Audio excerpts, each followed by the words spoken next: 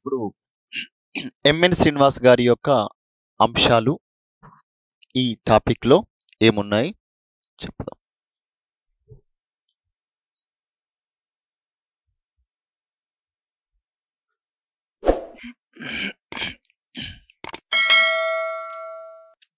MN Srinivas ఏమున్నాయంటే MN శ్రీనివాస్కి సంబంధించినవి మరి భారతదేశంలో సామాజిక పరివర్తన మీద ఎలాంటి ప్రభావం అనేది పడింది, సామాజిక పరివర్తన ఎలాంటి మార్పులు, సామాజిక సోషల్ బిహేవియర్ అనేది ఒక వ్యక్తిది వారి యొక్క సంస్కృతి పరంగా గతంలో చెప్పుకున్నట్టుగా సంస్కృతి పరంగా వారి ఆచార వ్యవహారాలలో ఎలాంటి పరివర్తనలను చోటు చేసుకుంటున్నాయనే ఆధారంగా ఎవరు అధ్యయనం చేశారు? మన ఈ ఎంఎన్ శ్రీనివాస్ గారు అధ్యయనం చేయడం అనేది జరిగింది. ఎంఎన్ శ్రీనివాస్, మైసూర్ నరసింహాచారి శ్రీనివాస్ గారు అధ్యయనం చేయడం అనేది జరిగింది. ఈ ఎంఎన్ శ్రీనివాస్ గారు అధ్యయనం చేయడం జరిగింది. దీనిలో ఆయన కొన్ని రకాల కాన్సెప్ట్ల గురించి చెప్పిండు. ఒకటి సాంస్కృతీకరణ,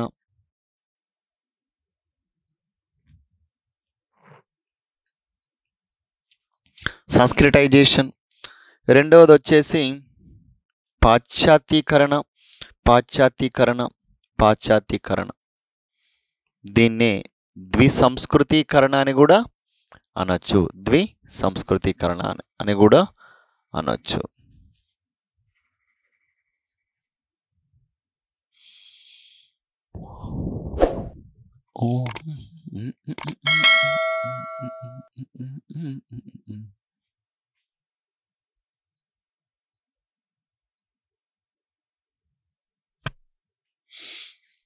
సంస్కృతీకరణ, పాశ్చాత్యీకరణ అనే భావనల గురించి చెప్పుకుంటున్నాము. ఇందులో మనం గమనించినట్లయితే మరి ఊర్ధ్వగమనము అనే టాపిక్ ఒకటి, అధోగమనం అనే ఒక చిన్న కాన్సెప్ట్ అనేది వస్తుంది. మరి దాని గురించి ఒక్కసారి చెప్పుకుందాము. అయితే ఎంఎన్ శ్రీనివాస్ ఏం చేసినంటే social change in modern India అని దీన్ని ఆయన చెప్పడం జరిగింది కాబట్టి అతను ఏమంటారంటే father of social change in modern India అంటారు. ఎంఎన్ శ్రీనివాస్ గారిని ఈ సోషల్ చేంజ్ గురించి చెప్పడం వల్ల ఫాదర్ ఆఫ్ దేనికి సంబంధించి social change in modern India, father of social change in modern India అని చెప్పేసి ఎవరిని ఎంఎన్ శ్రీనివాస్ గారిని వ్యవహరిస్తారు. అయితే సంస్కృతీకరణ దీనికి సంబంధించి ఆయన social change in modern India అనే గ్రంథము కూడా రాయడం జరిగింది. Social change in modern India అనే గ్రంథం కూడా రాయడం జరిగింది. ఆయన ఇండియన్ విలేజెస్ అనే గ్రంథం కూడా రాసిండు, ఇండియన్ విలేజెస్. మరి దీనిలో ఏమని చెప్పినారు? ముఖ్యంగా ఆయన ఎక్కడ స్టడీ చేశారు ఇండియన్ విలేజ్లో? ఇదైతే బుక్ పేరు, ఓకే. మరి ఎక్కడ అధ్యయనం చేస్తుంటాడు ఈయన ఇండియన్ విలేజ్ గురించి? రాంపుర అనే విలేజ్ ఈ మైసూర్ దగ్గరలో ఉంటుంది. అప్పుడు ఆయన డామినెంట్ క్యాస్ట్ ఇన్ రాంపుర అనే దాన్ని కూడా అధ్యయనం చేసిండు. డామినెంట్ క్యాస్ట్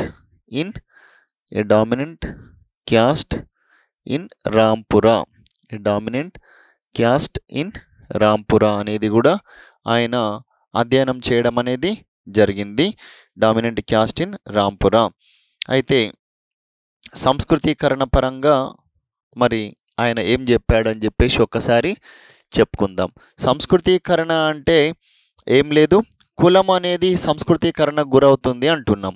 మరి ఈ సంస్కృతీకరణ అంటే ఏంటంటే ఒక కులం తనకంటే ఉన్నతంగా భావించబడుతున్న కులం యొక్క ఆచారాలను, సంస్కృతిని అనుసరించడాన్ని సంస్కృతీకరణ అంటారు. ఒక కులం తనకంటే ఉన్నతంగా భావించబడుతున్న కులం యొక్క సంస్కృతి యొక్క ఆచారాలను అనుకరించడాన్ని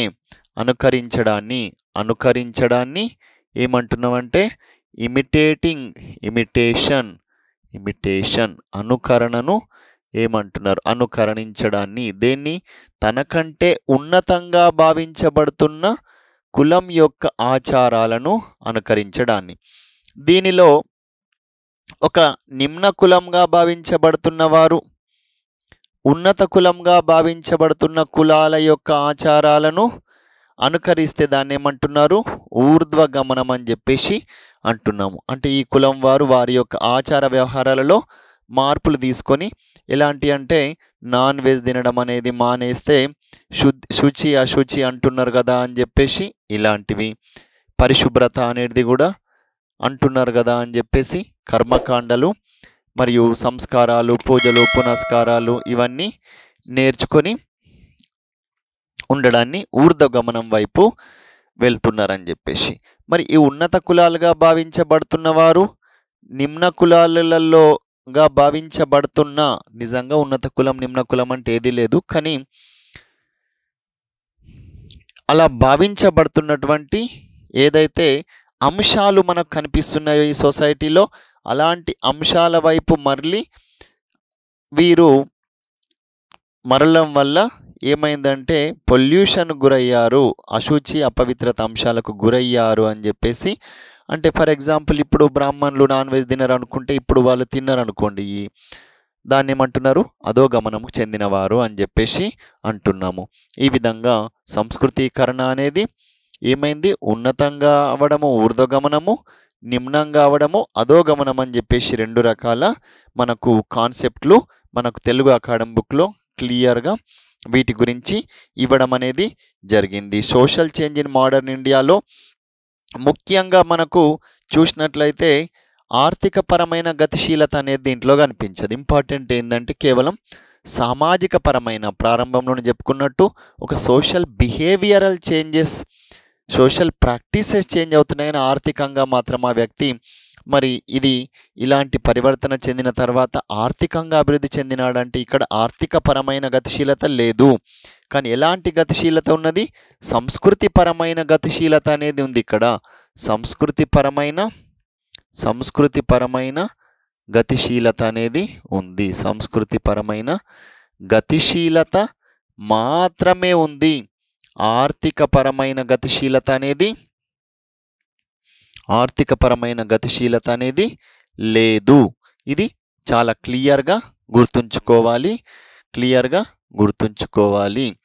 ఇది దీనికి సంబంధించింది, సంస్కృతీకరణకు సంబంధించింది అని చెప్పచ్చు.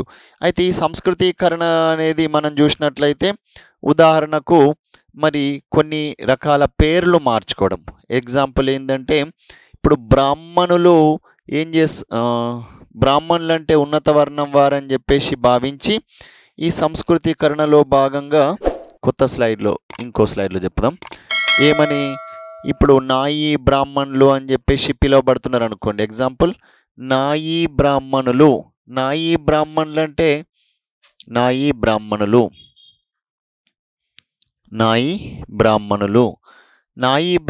అంటే ఎవరు, మరి మంగళివారు నాయి బ్రాహ్మణులుగా పిలుచుకోవడం వల్ల మరి విశారదన్ మహారాజు లాంటి వారు, మనము షెడ్యూల్ కులాలము, నిజంగా ఇక్కడ మనకు చిన్న చూపు చూసి ఒక మాల లేదా మాదిగా అనే కులం పేరు తగిలించుకోవడం వల్ల చిన్న చూపుగా నీది నువ్వే ఆత్మవిశ్వాసం ఎందుకు తగ్గించుకుంటున్నావు, మన పేరు పక్కన మహారాజా అని రాసుకుందామని చెప్పేసి ఉద్యమం తీసుకొచ్చి మనిషి లోపల సంస్కృతీకరణ అనేది తీసుకొచ్చిన ఒక మహనీయుడు.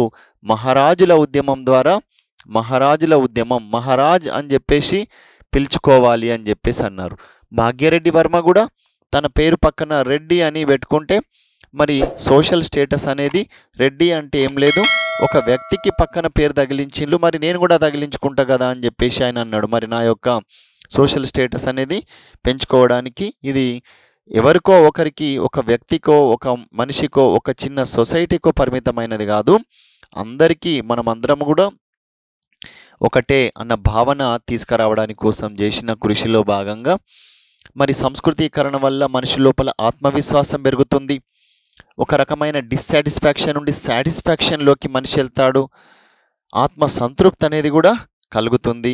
మళ్ళీ ఇంకా ఇప్పుడు బ్రాహ్మణ నమూనా సంస్కృతి అనేది కొందరు బ్రాహ్మణులను ఆచరించడం అనేది దీంట్లో ఉంటుంది, కొందరు వైశ్యులను ఆచరిస్తారు, కొందరు క్షత్రియులను ఆచరించే దాన్ని క్షత్రియ సంస్కృతీకరణ అంటారు. శూద్రులుగా పిలువబడుతున్న వారు అంటరాని కులాలుగా భావించబడిన కులాలు భూమిని పొంది వ్యవసాయం చేసి అంటరాని వృత్తిని వదిలి ఏదైతే శూద్రులుగా పరిణామము చెందినారు కదా, దీన్ని ఏమంటారు? శూద్ర నమూనా సంస్కృతీకరణ అంటారు.